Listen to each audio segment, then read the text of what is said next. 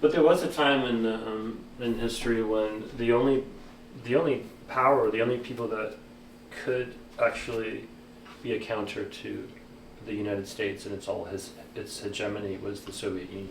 And Roosevelt, he let Stalin take half of Europe. This was I come from a country where that is seen as a absolute travesty.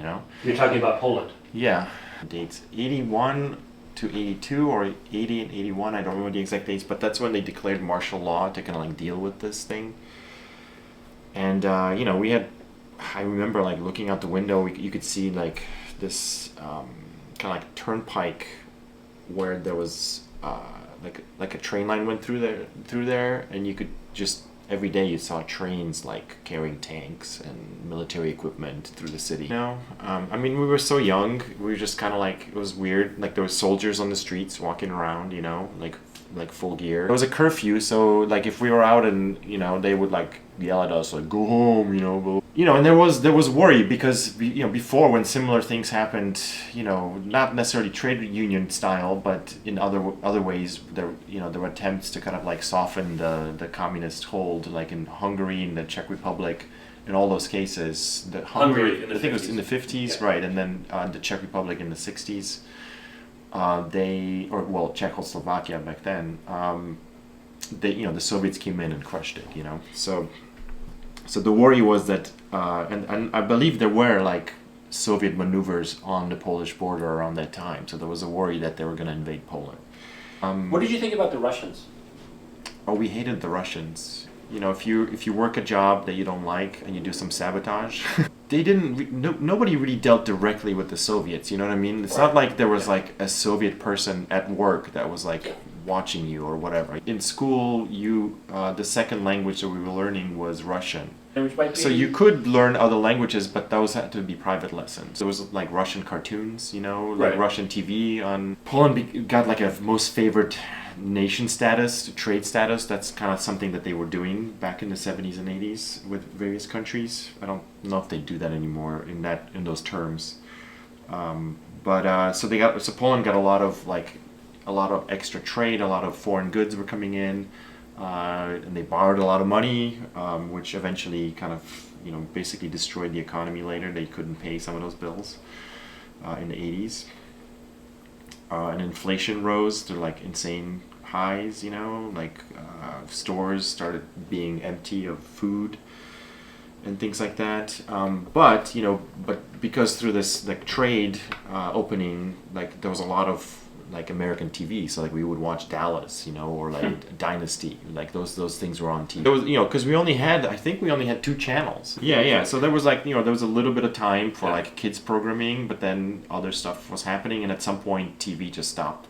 Like you would get like a little card, like that little.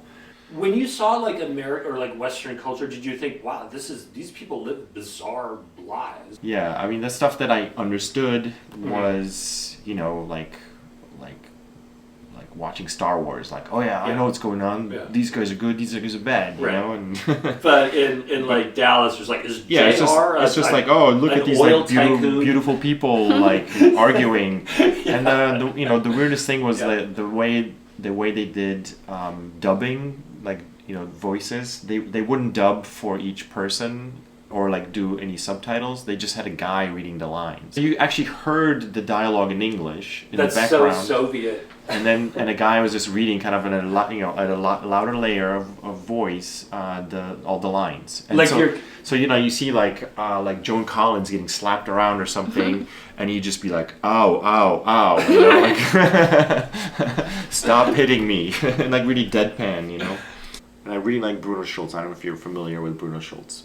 He's a Polish writer, an artist. Somewhere I read, and I don't know where this was anymore, I read that he had this friend who was also a writer who got tuberculosis and ended up being in a, kind of like Magic Mountain style, like in a sanatorium in the mountains. He was kind of recuperating there, but he eventually died. He didn't recover.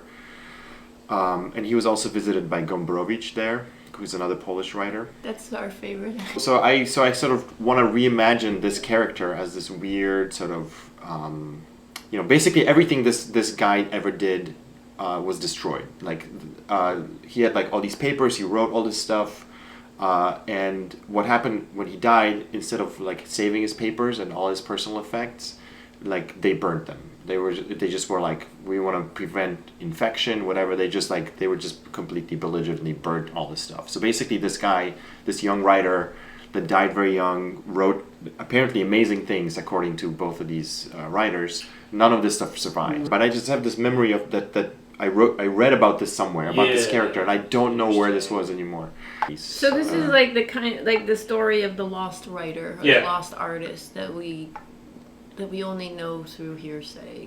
People in sanatoriums tended to be wealthy, or at least upper class, so they would have had like newspapers from all over the world. He would have seen comics from America, maybe some other places, and he would have been sort of like inspired to create something new. And obviously, it was kind of an aborted effort of like, he dies and all his effects. It's interesting that the class thing and about the mental institutions and the poor, they have to go mad at home.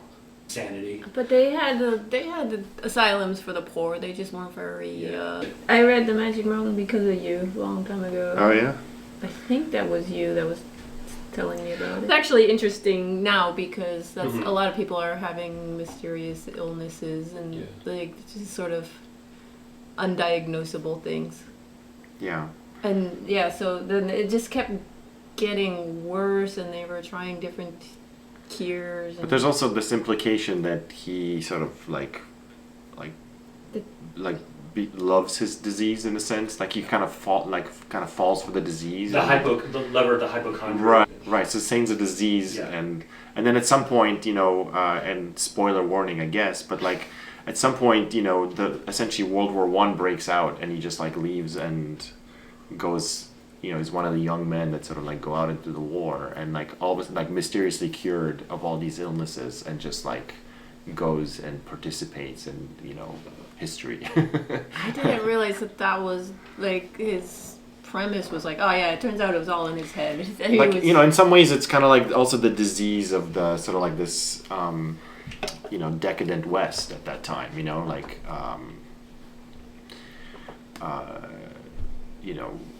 the disease of affluence, like just kind of like being a hypochondriac, like living this privileged life and like not really knowing what to do with yourself. Right, that can make you go nuts. Just kind of like... You have no purpose except your own pleasures.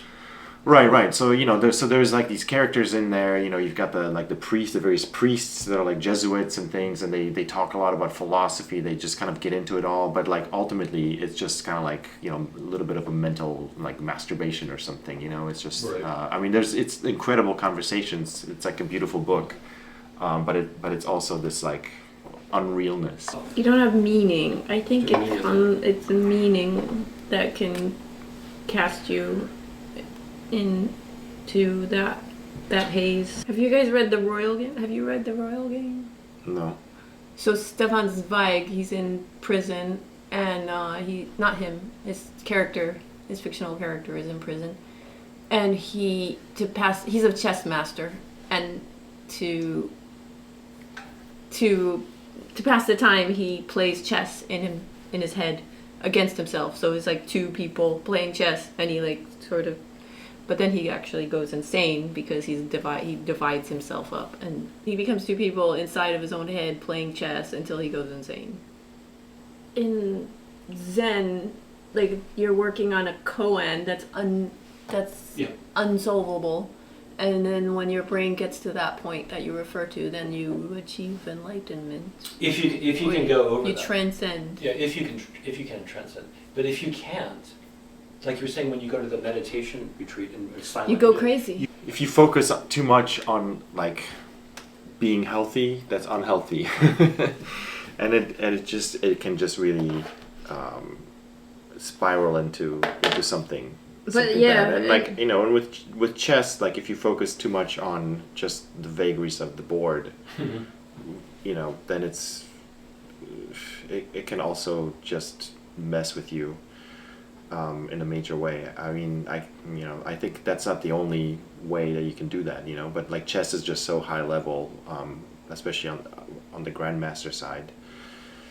And I think some people like didn't Magnus Carlsen like stop playing chess now or something? Yeah. Maybe it was too much. I don't know. I don't know all the details. I used to be way more into chess. I don't know what's going on in chess anymore. Wow, sounds like there's like some magic alchemy in chess that you approach. I think maybe it does get similar with meditation. Yeah, like the Bobby Fischer effect. Well, he's also like super high IQ, right? So Yeah. he's just kind of like walking around like he feels like he's walking in jello because everybody else is so slow and dumb. That's one of the kind of like pitfalls of really high IQ people. Do you think that Musk is kind of like that? He feels like he's walking on just mush. I don't know. I mean, it's hard to gauge him. I don't know. I don't know. I mean, I know a lot about him, but I also don't know. I don't really know like how he thinks. You know what I mean? Like that kind of stuff. I just know. Like, He doesn't know how you think. Probably not. Or he doesn't care. Yeah, I mean, I think he cares. He has like goals. And then everything else is just kind of an obstacle in the goal, on some level. So he's got a certain kind of intelligence, but a kind of stupidity on another. Not even stupidity, just blindness or something. Like you can have all the degrees in the world. You can be the sort of highly decorated Nobel Prize winning scientist and be kind of dumb, just like and there's so many different ways you can be dumb, right? Like maybe you don't have street smarts or something, or you just don't have emotional intelligence, or you don't have something else. There's like ways that you can you can be the smartest person in the room and just still be kind of an idiot. You mentioned earlier something about Western decadence. Is that something that are those words that you thought or heard about when you were younger? I mean, not when I was a kid. You hear a lot more of that now. I mean, it's this is all kind of like described by the early modern writers, right? Like kind of like all of a sudden there's these like arcades, shopping malls. Benjamin writes about this stuff, and this new way of being, or not just kind of shunted off somewhere in consumer a village. Society starts to run. You could go to a movie theater for like a couple of pennies, and just like see a movie. Yeah, I would say that. I mean, this whole idea started earlier. No, you probably have to go back to at least someone like Spangler, who was like talking about the decline of the West. That's like the late 19th century. And that is God is dead. Something feels off to them. Yeah. Something feels off. Something.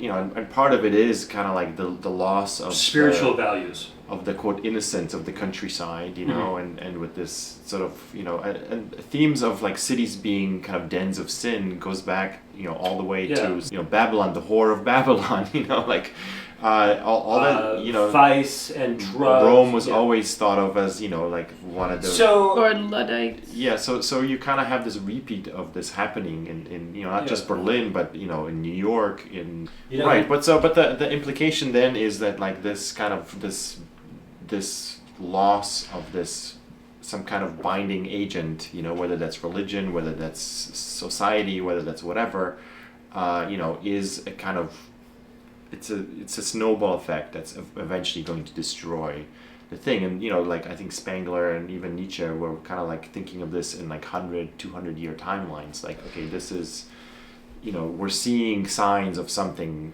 that we've seen in history in the past, so it's going to it's not happening now, but it's going to happen in the next couple hundred years. The decline and fall. Politics as being kind of almost like dissolved in the acid of democracy, you know what I mean? Like you have this bureaucracy that sort of grows out of the very new state that FDR created. Now we're kind of living in the fumes of that, it's like it's been built and it's been grown over, and now it's like decaying.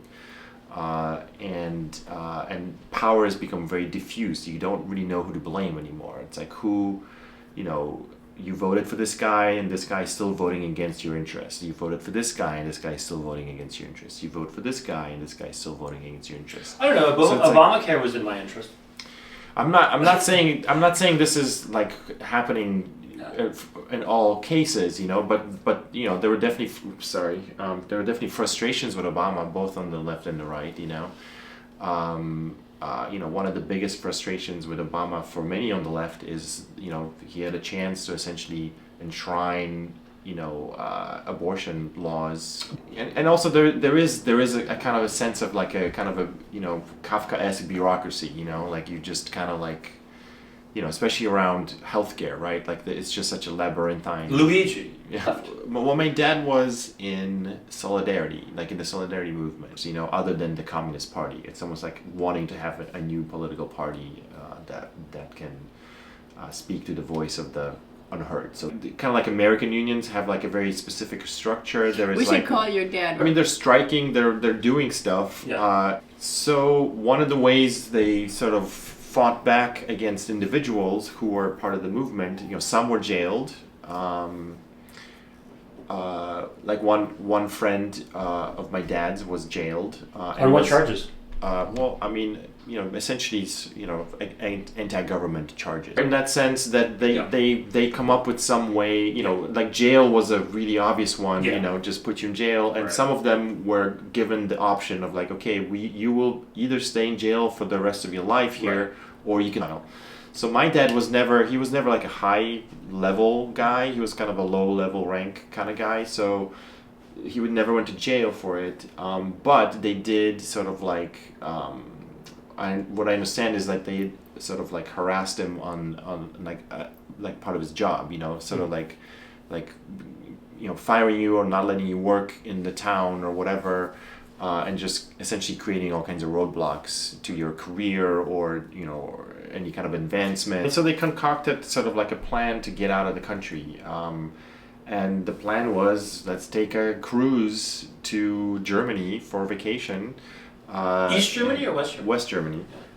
Yeah. Which was, you know, it was still possible to get visas. But, you know, there were like... and I know this was happening, you know, one of the ways that they sort of wanted to prevent people from leaving was they would give visas to just part of the family and not all of the family. So like, you know, the mother and the kids could go on vacation, but the father had to stay, or vice versa. But at that time, my dad was had to essentially go to a different town, live in a different town briefly to work elsewhere. And I think when they applied for visas from different regions, I don't think anybody really realized. Wait, was it you and your sisters, or was it just you at this time? My mom, my sister, myself, and my dad. And were you in on it, or like? No, we had no idea. Any idea? Yeah, my mom knew, my dad knew, and I think only a couple like trusted relatives knew. In a hotel, you know, like because we were staying in a hotel. This is like a 10-day trip.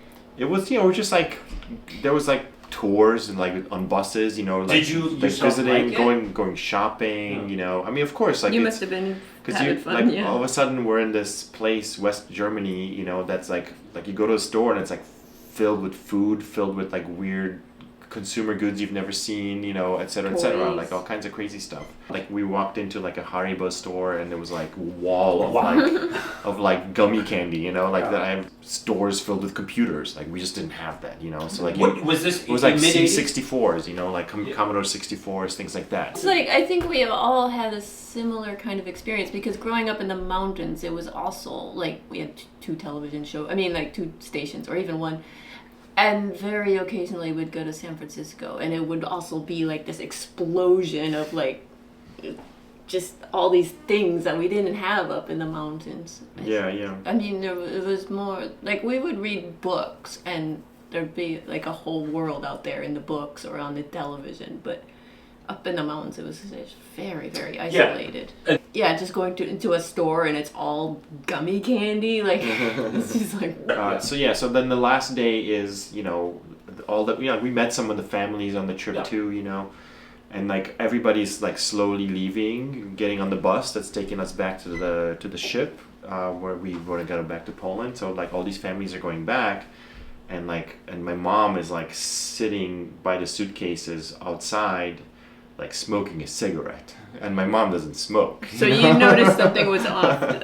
So she's just kind of like, she's stressed out, and my dad, we don't know where my dad is right now, like it's just me and my sister. We're kind of like waiting, and like the bus people are like, come on, you're gonna miss the bus, and I'm like, Mom, we're gonna miss the bus. Whoa. But the other families were also like, come on guys, you're gonna miss the bus, But that must have been dreamlike for you in a way. Like, yeah, basically what my dad did is I believe he went and like applied for asylum for us. You know what I mean? Like he went somewhere and is like, we would like to request, asylum in Germany, and then at some point I remember like there being in some kind of like office building, like maybe it's maybe it was like a immigration kind of place, I don't really remember it very well, and then eventually we got like housing. We were in this like roach infested like immigrant housing complex, that they were like, here's your room, it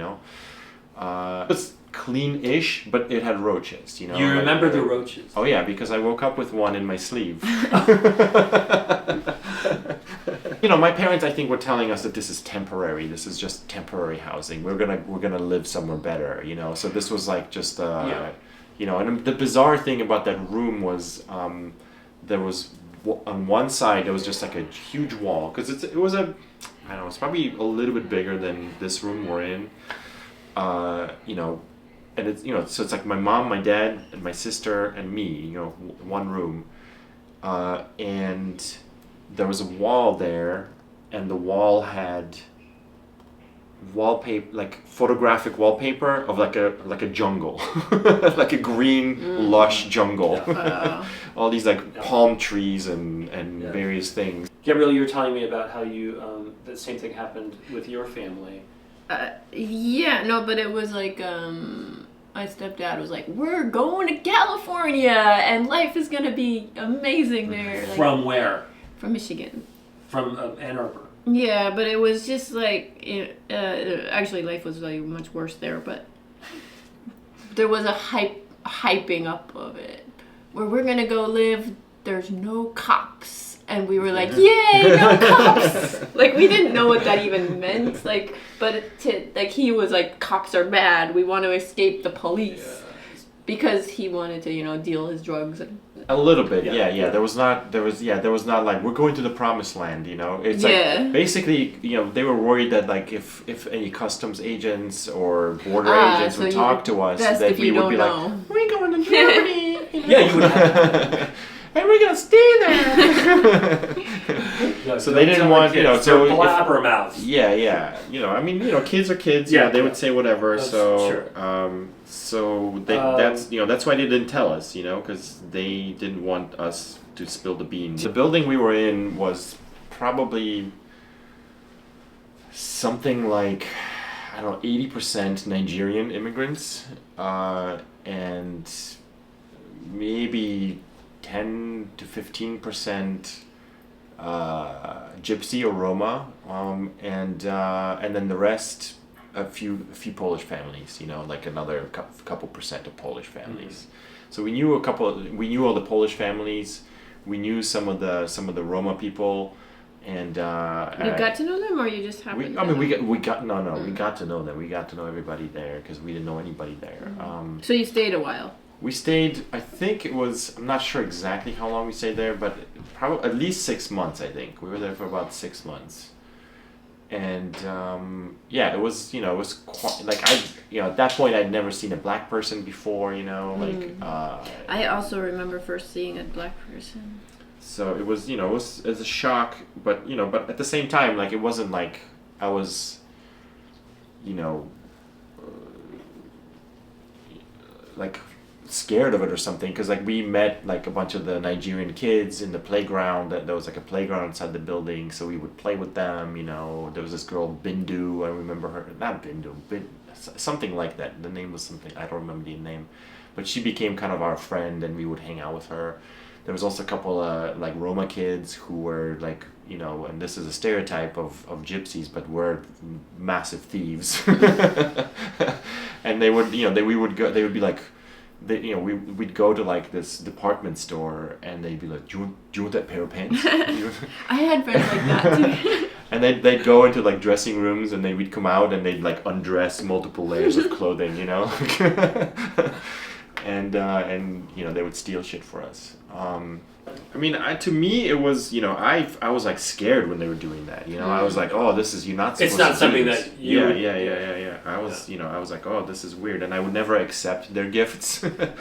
Maybe for a good reason, because they maybe would have had like something over me, like, I give you my pants, so like, you have. Germany is like really, like if you've ever been to Germany, like, everything is prim and proper. Like, das ist verboten. Yeah. So like if we were crossing against the lights in the streets, old ladies would yell at us. So like you kind of knew that things were not. You're not supposed to be doing these things, so it was weird, but like at the same time, again, we were still pretty young, so like this was definitely like low class immigrant housing, and at some point we got kind of like shunted to much nicer immigrant housing, like in a neighborhood. It was a house where like we had 2 rooms then, so like my parents had a room and me and my sister had a room. So it was a much nicer place. It was playground, like there was other kind of like maybe lower class Germans living there, many other immigrants as well, but and then they switched us from kind of like a public school to where there was a lot of, actually, I met this, there were a lot of Turks there. There was a big Turkish population in that public school. And then we got shunted to a Catholic school that was much more like mostly German, with just a few peppered immigrants here and there. Were you Catholic because you're Polish? Yeah. So I think my parents probably, I don't know for sure, but they probably figured out that like if they sort of like said that we were Catholic. And do you remember Pope John Paul II? No. Of course, my parents went to see him when he came to Poland. Back in I think this was like 79, I think it was, that really big visit that he had. And my mom's been much more sort of religious than my dad, but I think they also figured out that there were like Catholic organizations that helped immigrants, and so I think through that I was able to go to a better school, basically. Like instead of going to like just a generic public school, I went to like a pretty nice Catholic school. And then you had to learn German, or did you already know some German? I didn't know any German, so yeah. How did that feel? I mean, I don't remember it really. Like I don't remember struggling too much. I became fluent pretty quickly. I must have had classes about the German language. I think in the public school there was some kind of like ESL program, but I think as kids you just absorbed it pretty quickly. What's the town? What's the city? It's Hamburg. In Hamburg. Yeah. What's Hamburg known for? I mean, it's a coastal city. It's a big port town, kind of an industrial place. Didn't the Beatles go there? Yeah. Oh yeah, it had Reeperbahn. The Reeperbahn, yeah. Which is the largest red light district in Europe at that time. I don't know if that's different now, but at that time it was. And then the weirdest thing about that is the Polish church that we went to was in Reeperbahn. So we would have to go through... That's where they through... had the real estate stuff. Well, I don't know. I mean, it's possible that it was built and then the district extended and kind of like absorbed it. You're going to mass to confess your sinful mind, and then you're seeing all of these women come hithering. Church. I have this like really kind of strange experience in Poland still. Before we left, I had this like very strange experience of like being in church, seeing everybody, like it's packed, everybody's there, everybody's like into it, everybody's singing, everybody is like standing up and down, kneeling, doing all the kind of the various things you're supposed to do as you're doing that. And then I had this I was like 8 years old or something. I had this like vision of everybody just being like puppets. Whoa, interesting. And like kind of like just it just somehow was like this puppetry, you know, like that everybody was just like these controlled puppets. This was like just like a. And I didn't attribute that to like God was controlling them. I just had this like feeling that everybody was like these weird automatons. That What were, about like, yourself? well, I was kind of perceiving it, so I was kind of like, you know, outside of that a little bit. You know, I was kind of like an outside, you know, observer or something. But it also made me a lot less religious, you know, like kind of down the line. Like they never did kind of what they really tried to do in the Soviet Union, which was they went after the church in a pretty hard way. Yeah. And in some other countries as well. But in Poland, they always felt that they couldn't do that that would be a step too far. Yeah. Okay. You know, there's an old saying that like you know, making Poland communist is kind of like putting a saddle on a cow. You know, is like it was like Poles are just viscerally anti-communists, and you know, so there's a couple of things that sort of were a little bit different about Poland. Like one was religion was basically accepted and allowed. People were not told that you can't go to church or something, or like they would just start burning churches and killing priests or something. Although stuff like that did happen, and there were big scandals. But you know, there was a big scandal in Poland. There was this priest Popiełuszko who was killed by the secret police because he was kind of pro the Solidarity movement. And so that was like a huge flashpoint that like really like pushed this whole thing forward. So martial law was over when we went to Germany. So like martial law was earlier. It was like 80, would have been like I think 82, 83.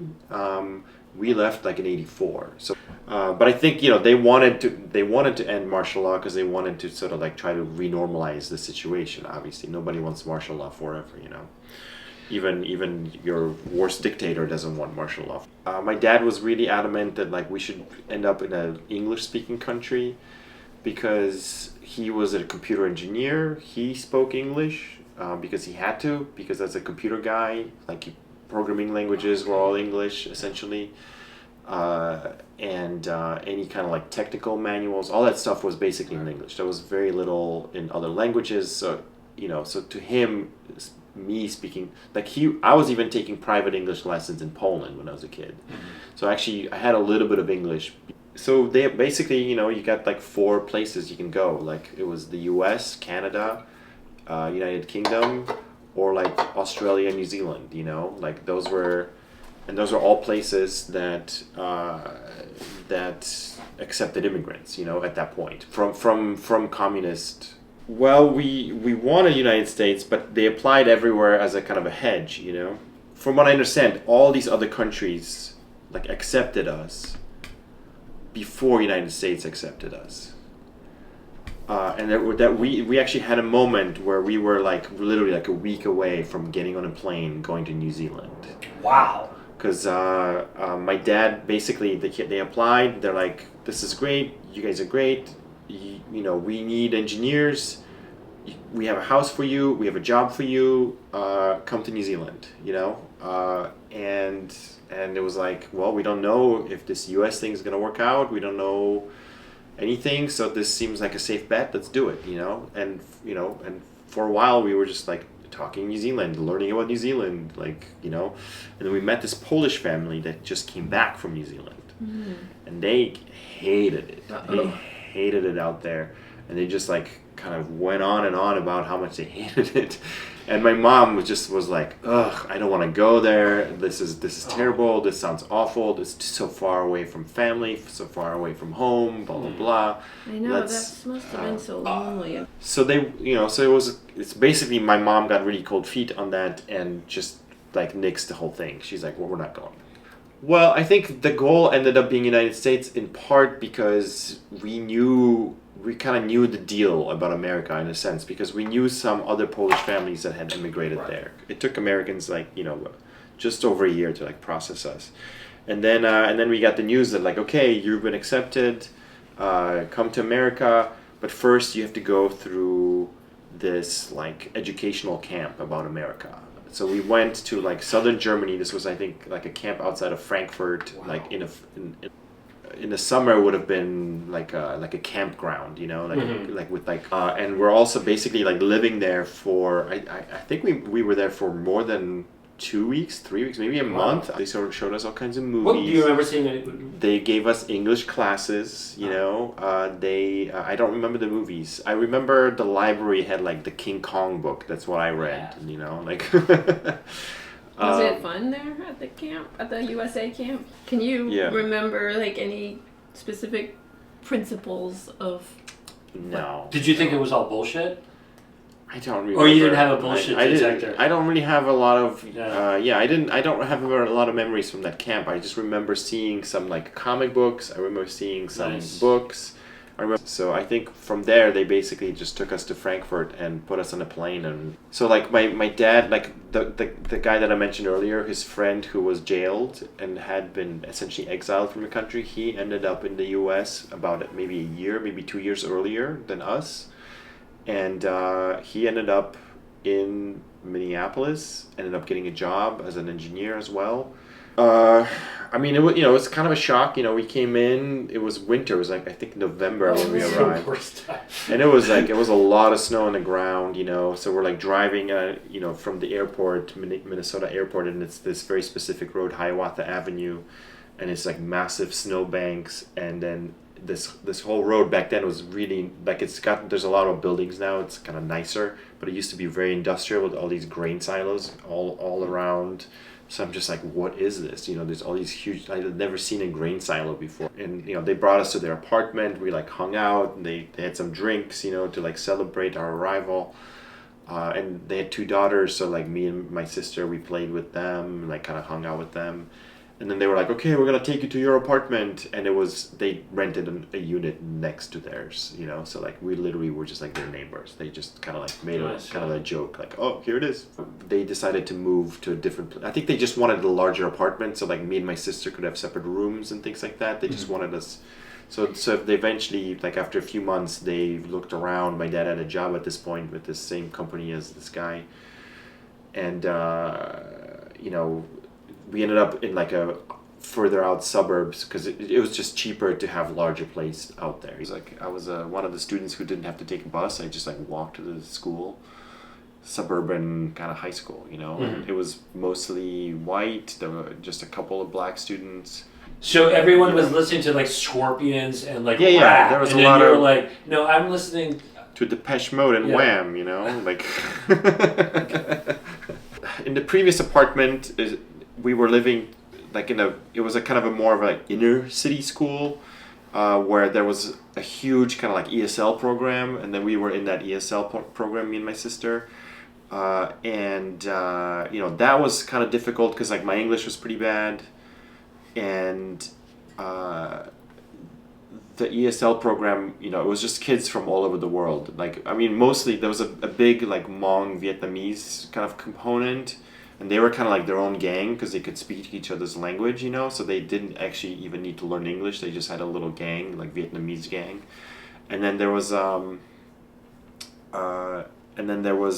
my friends were like this Persian guy from Iran, Sasan, and this other guy from China, this really like very tall Chinese guy. So we had to speak English because we couldn't understand each other's languages. So we just kind of like became friends. And so I showed up in ESL 1, and the teacher basically, like at the end of the day, said, you shouldn't be here. You should go to ESL 2. So they, like the next day, they pushed me. And then for a week, I was in ESL 2, and my teacher said, you shouldn't be here. You should go to ESL 3. We're going to put you as a freshman in college now. Like, you shouldn't be here at all. So you were pretty talented at languages, probably. Listen to like Radio Free Europe, you know, which was like these news stations that were pumping essentially U.S. propaganda into the communist countries. So they, you know, they sort of understood that another world existed, you know. And my dad, as an engineer, had to be trained in the West because most of the computer stuff was coming from the West. Where was he trained? He was trained he had gone to Germany before, and he'd gone to Sweden before, you know. So he also brought back some things with him. So like he brought back like Legos. Like I saw Legos for the first time. He brought them back. So I knew like when I got to Germany, I knew there was Legos, but I didn't know just how many. Were you a Legos, big fan of Lego? Did you like? Yeah. When I was a kid, Yeah. I did Me like too. Legos a lot. That's funny. Ada Thurber's wife was also, where did she, like, Croatia or something? She's Croatian. She talked about getting Barbies. There was only like fake Barbies, but somebody brought her some Barbie, like Right. real Barbies. Yeah, like my dad also brought back a skateboard, with Oh. him once, and I had no idea what it was. Yeah, I'd what never is this seen thing? another skateboarder in my life. Did you know what to do with it? No, I had no idea. I was just like, okay, it's got rollers. You can sit on it. So I would like literally sit on it and just go downhill. Like I had no idea that you could like stand on it, do tricks, and Yeah, because like, what do you do with a skateboard without the context or the the education? Of So it? I just didn't. I just would go downhill, and it seemed like, well, this is kind of boring. Like I didn't. Know. Your dad bought you this skateboard and a hacky sack. And a hacky sack. Imagine not knowing what to do with a hacky sack. Yeah, it's like you can't bounce this. Yeah, but but there were like weird disparities. You could feel that something was off. Like I just didn't have the like political language to like discuss it, and like it wasn't discussed in public. So so for example, like you go to a Polish grocery store, especially during like the martial law time, like the store would just be empty. There would just empty shelves. There's always like. It seemed like there was always shelves full of vinegar. Like vinegar was plentiful, you know what I mean? But the shelves were empty, and then maybe there's like random goods here and there that like somebody didn't buy yet, or things that just weren't popular and nobody really wanted, but they were available. Why vinegar? Like. And like whatever factory was making vinegar was just they for whatever reason couldn't maybe go and do something else, so they just kept making vinegar. I have vivid memories of like standing in long lines, like with my aunt, for example. Like I my parents would like send me to Gdańsk.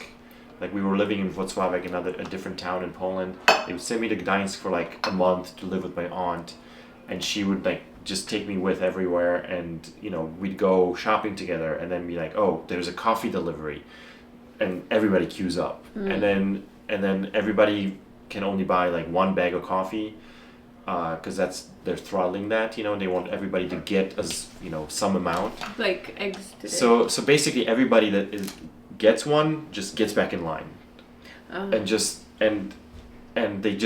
the line continues until there's no coffee. Another vivid memory from that era is there were these stores called Komicxs, which were stores that sold Western goods. So, and you could only buy things in those stores with Western currency. So if you had dollars, German marks, French francs, this is all before the euro was implemented. How would you get the currency? How would they get it? I mean, some people just had it because like my dad, for example, had some of it because he had gone abroad to train. So you just knew that there was something wrong though. Like you go to the Polish store, there's like nothing in there. You go to Komicxs, it's like fully stocked with like toys and cool candies and all kinds of stuff, My dad brought back some currency, and he gave me, I think, just like a couple of bucks once. And what did you buy? I think I bought a candy bar and like a really small like Lego set, like one of those like really small ones where you can just barely build something. Do you remember those? They used to I be do. like Yeah. They still sell those. Yeah. It's just like a few pieces, pieces, and it's just like a little lunar car or something, So I bought. I had bought stuff there, but a lot of like me and my friends would just go to like ogle stuff, just like look at stuff. So I knew something was wrong. I didn't, I don't know that I could politically have known anything, and I certainly wasn't debating my dad. I know that they had a political imagination of some kind, because they also had.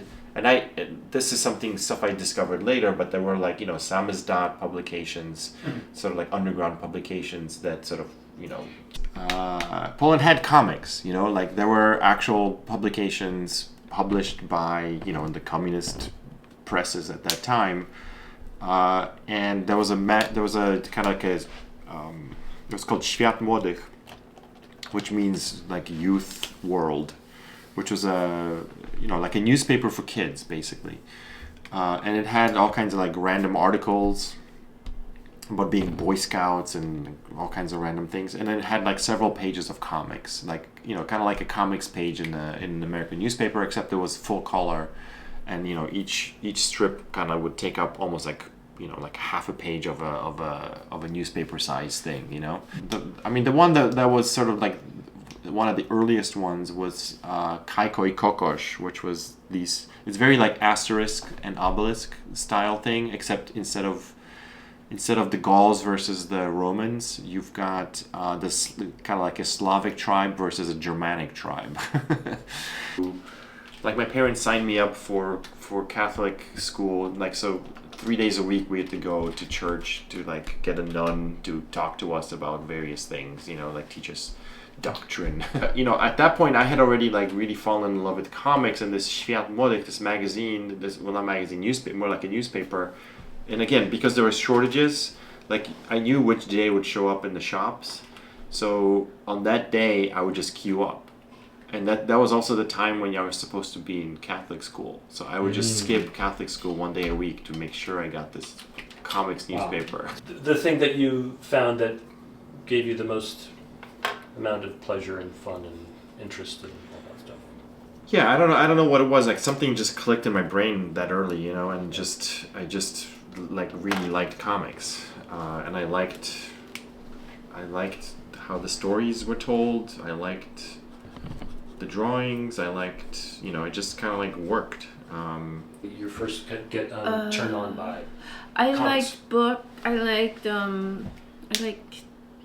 I liked YA books.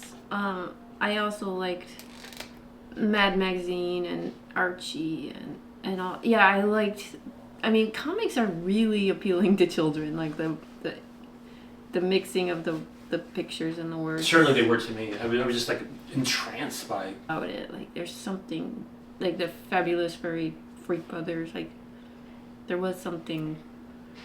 I always also felt like it was kind of like this secret thing that I knew about. Like a lot of kids like weren't like, oh, you don't know what Wolverine's doing this month, and you don't care. I do. I remember looking at Mad Magazine and like having my first kind of understanding that this was actually really brilliant. Like this is great art. Like nobody else was saying. Like I was just like, oh, like art appreciation. You, Tom, how did you come to that? I mean I had a model like someone that I knew that was drawing comics. Who's that?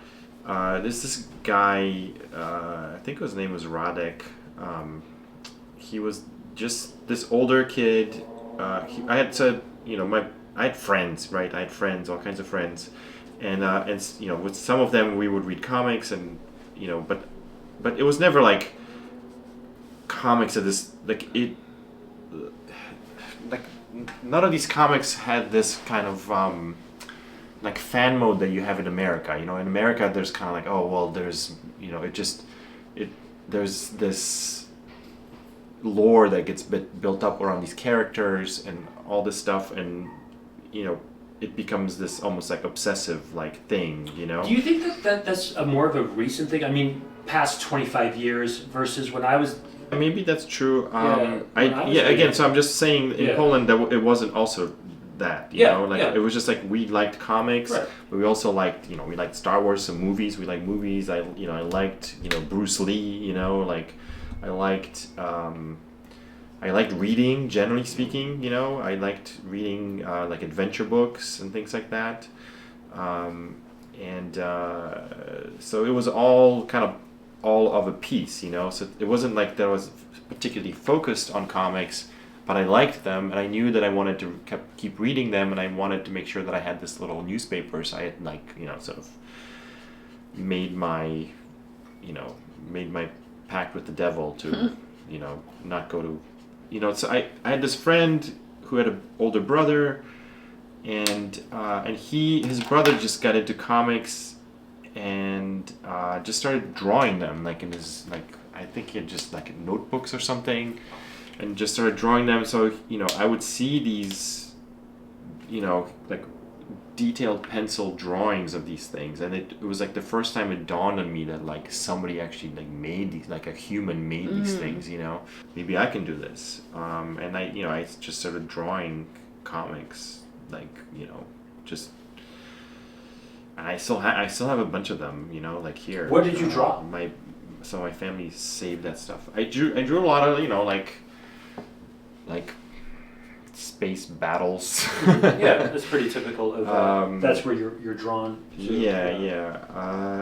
You know, the weirdest one is the science fiction comic that I drew called Lunatic. So it's you know, it translates into lunatic.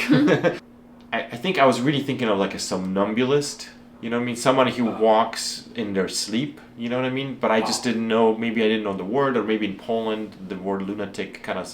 What would they do? So he had this like bizarre recursive structure of this narrative where he was a criminal, like this criminal in this future where these two cops are trying to get him because he's this like master criminal. I don't know why anybody would care, because what he was doing is basically breaking into people's homes and stealing sleeping pills.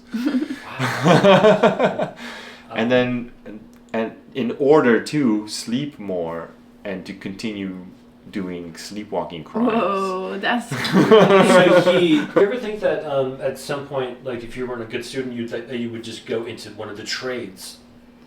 Like you would become a... I was just like a woodwork. fiercely determined to be an artist. I And that was your trade. really know what that looked like. But So in a way, like instead of being like, I'm gonna go to college, you just assumed you were gonna become an artist. I wouldn't say assume. I badly, achingly desired it and was terrified of not Yeah. having it. Where did that come from?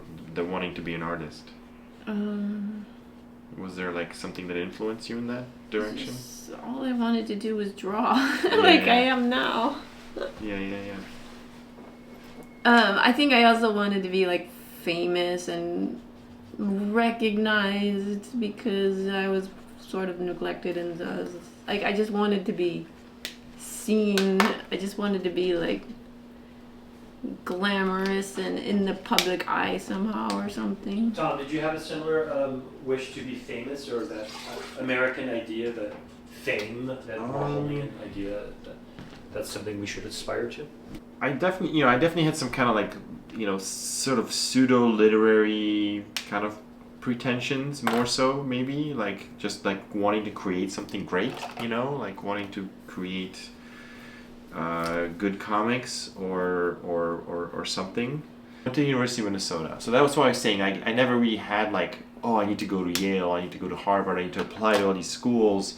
Like it was like a very last minute, like, oh, I guess I should just apply. Yeah. I mean, you know, one of the kind of like the big revelatory moments of like arriving in America and already being into comics in Germany and Poland was finding, you know, comic book stores, you know, and that's something that didn't even exist in Germany. Like, you know, there were some, at least not that I saw, you know. There are comic book stores in Germany, but I maybe one existed in Hamburg that I'm not aware of. Yeah. Probably. I remember yeah. my access to comics was the rack at 7-Eleven. Well, that's Like, where it started. That's yeah. where it started. Like when I would go to that's where I started buying comics regularly. I would go to 7-Eleven. I would steal them.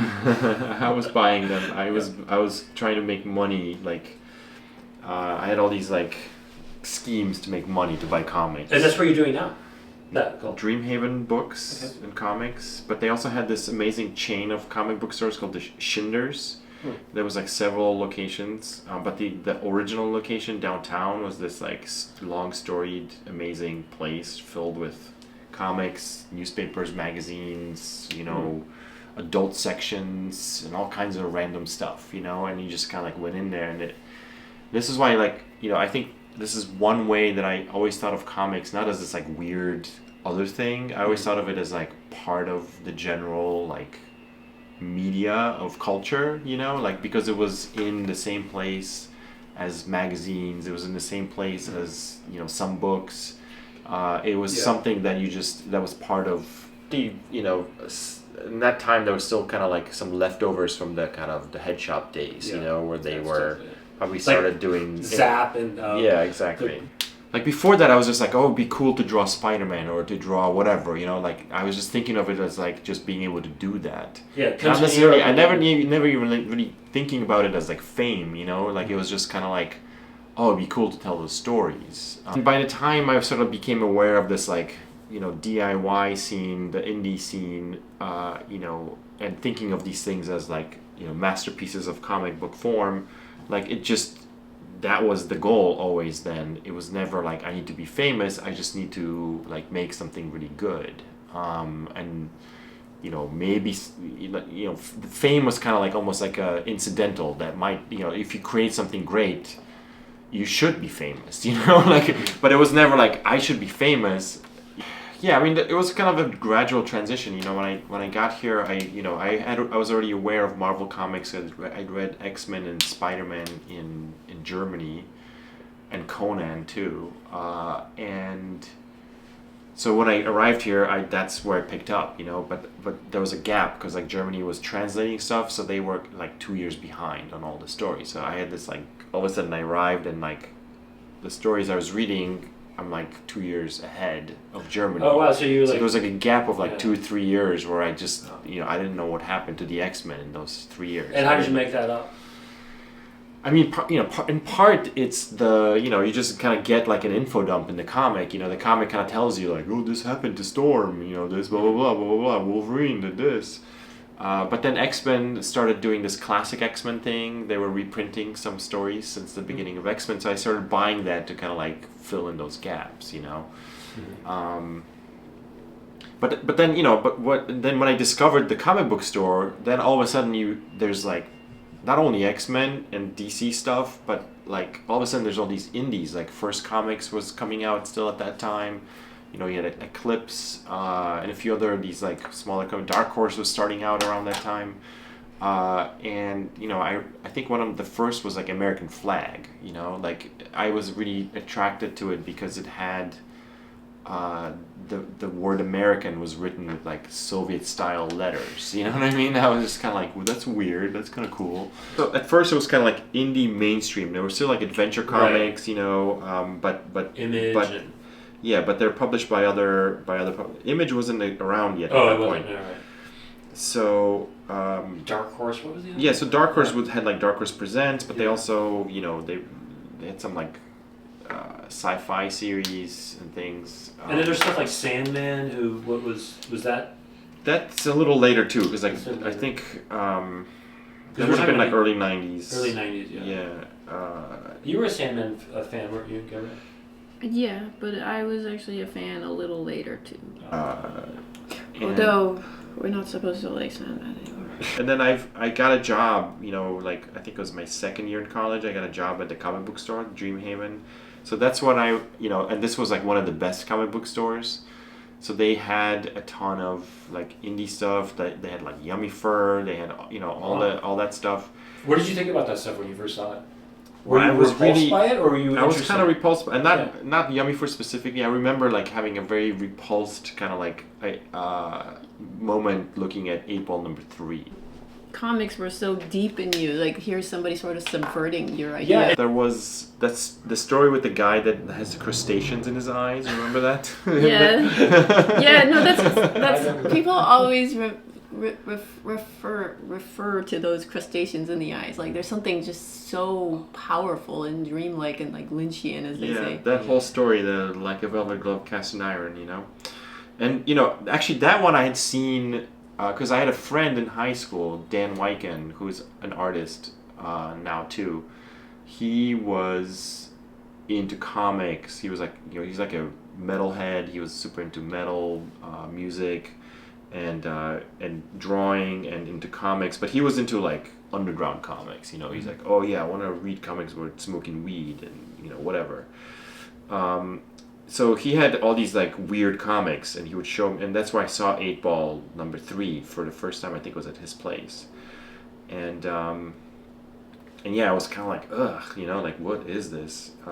Did not like it at first, but it was one of those like it really like stuck in your brain a little bit, Mm. you know. And then I don't know how long it took, but like, you know, soon after, like something just like flipped and it became the greatest thing ever, you know. Yeah. Through that shop also, I just became aware that there was like people making their own shit like on Xerox machines and things, you know. And you know, at the same time I was working at the Minnesota Daily, which was the school newspaper, the college newspaper. So I had access to like, you know, like Photoshop, tools like that, like Photoshop 1. Wow. And I, you know, I pitched them a comic strip, and I was drawing a comic strip for them, and you know, and it just became like this, you know, it was like, okay, well, it's possible to do these things. Other people are doing these things. I discovered like Fact Sheet 5, like you can actually send these things out to other people, and people can send you a few bucks through the mail to like get the comic. Did you ever call yourself an artist? Does that word even mean anything? Yeah, I think I remember reading a like some discover the artist within kind of book, and it was like, don't be afraid to call yourself an artist. And so like I would call myself that and like sort of cringe, and like It is cringy, it's just like you have to manifest it, and I would just be like, okay, I'm an artist. This is just Yeah, I mean, think there's you know, truth to it though. Yeah, but for me it was a little bit complicated in the sense that, like, you know, because the art program was so like anti-comics, like it made me want to like be an anti-artist in some level, and think of comics as an anti-art to art, you know, like. Yeah. And then I would, you know, sort of identify with a lot of the like, okay, here is you know, Liechtenstein. I was just gonna say Liechtenstein, or who did the cover of Cheap Thrills, you know. Right. And thinking of them as sort of like, you know, people who, you know, like took the beautiful art of comics and sort of cheapened them, you know, by like making them into these like pop art kind of things, you know. And I didn't really understand like the whole pop art thing at that point anyway, but like it was, you know, it sort of gave me like a chip on my shoulder, you know, like, because like A, my teachers hate comics, B, you know, so it's sort of, they reinforce that stereotype of like the sort of hoity-toity artist looking down on comics as some kind of you know, debased. Really, So like when you see like Dan Clow's Art School Confidential, it just really, it's like, okay, click, like that was an instant like. But yeah, so yeah, I'm sure you know, my first exhibition as a cartoonist was in '98 at SPX. Right. So I went there. It was like Dave Cooper was the special guest. I went there with Vincent Stahl. He was my like table mate. We split the table, and he was making, you know, this is pre-Rizzo. There was all those like kind of one single color Xerox machines. Remember those? Mm-hmm. So he made a lot of really cool comics on these, like, you know, he would just like do all this weird kind of like layering of colors and just made really cool little zines and comics. But yeah, I mean, I barely sold anything, you know. But I met a few people that, you know, are still my friends to today. Like I met, that's when I met Trevor Alexopoulos. I think I met him there. I met Zach Soto